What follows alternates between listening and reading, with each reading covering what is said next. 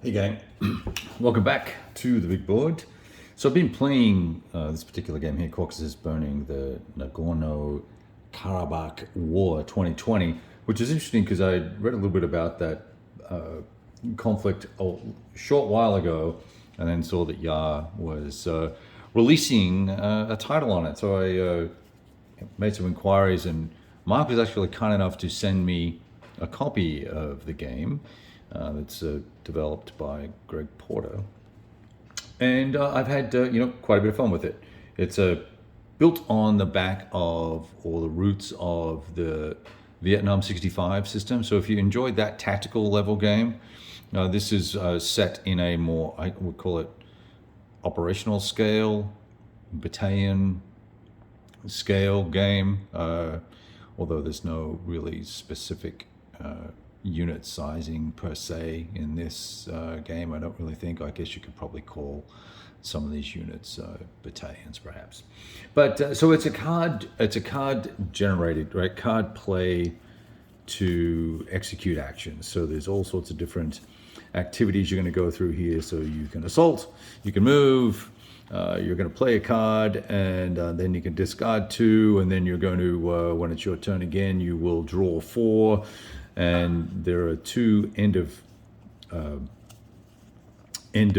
day cards in the deck, and that kicks off some activities into a night-based turn, and then that happens a certain number of times, and then you're going to go run through your deck, and off you go, right? And because you're pulling 4 cards every time, the decks kind of get run through fairly quickly. I started packing up.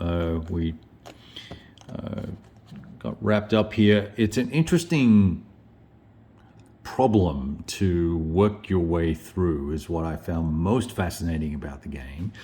You've got this red area and then the blue area to that sort of denote, I won't call it tribal, but ethnic areas that both sides, the Armenians and the Azerbaijanis, are looking to control.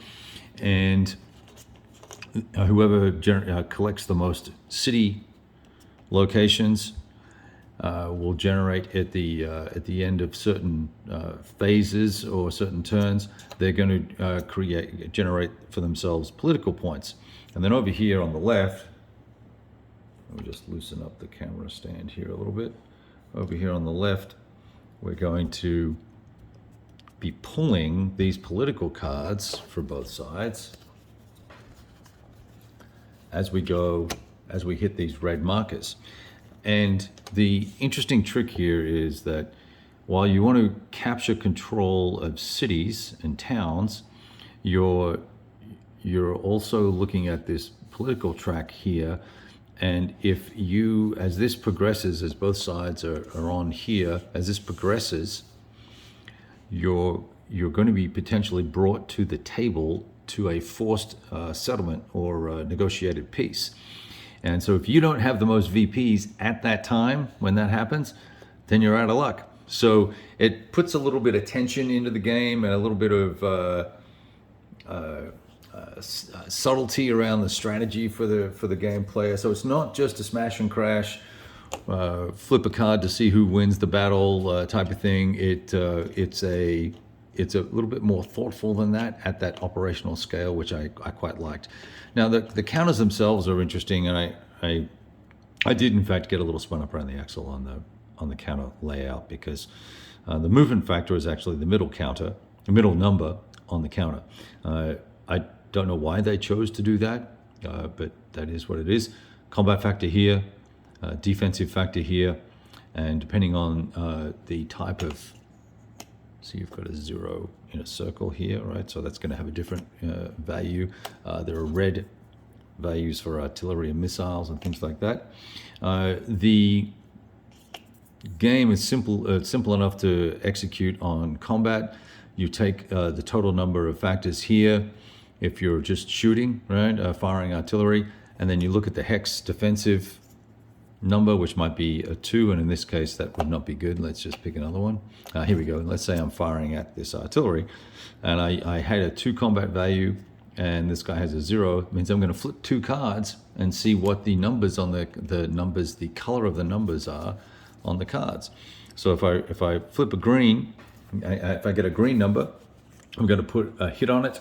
If I got a red number, I wouldn't put a hit on it. And then depending on what else is going on, depending on who else is firing, what is firing, and the type of combat you're doing. So assaults have a different number, then a different color, I should say. Then you're going to generate different results. Now the cool thing is when you actually do an assault and move into someone's hex, right? So I take this army here, move into this hex and assault. I tally up all the combat factors and all the defensive factors, and you adjust for some terrain. There's very little terrain that matters in the game. But then if I'm entrenched and I pull a gold number, I'm going to take a hit as the attacker. Or if I'm entrenched, if I'm not entrenched but I pull a red number, then I'm going to take a hit as the attacker. Now the cool thing is both sides, once they take their first damage, they can then elect to withdraw, and that damage taken by the attacker is called counterfire. It's one of the concepts in the rule book there. So interesting gameplay, beautiful counters. They're super high quality, nice thickness. The artwork on them is pretty slick. Once you work out that the middle number is actually the movement factor and not not something else, then that's pretty cool. And then the map, I found the map to be a little muted, but you've got the different factional flags on the cities, so that makes it pop, and you've got your road network here, so you can see all the things you need to see.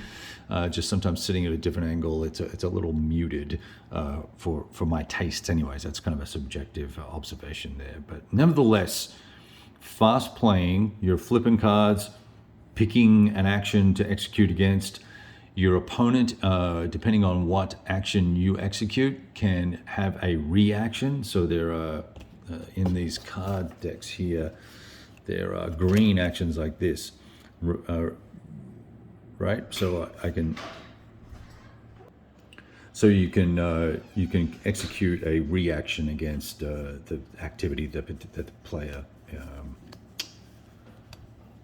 did against you. So anyway, lots of interesting stuff going on with the game. It's a fast, as I said, fast player. It looks attractive, and it's not being covered by any other war game that I'm aware of, so that gives it an inherent value itself. Keep in mind also that because of a shipping snafu, I have a second copy of this game in shrink that I will be giving away. So if you've watched this far in the game, leave a comment below.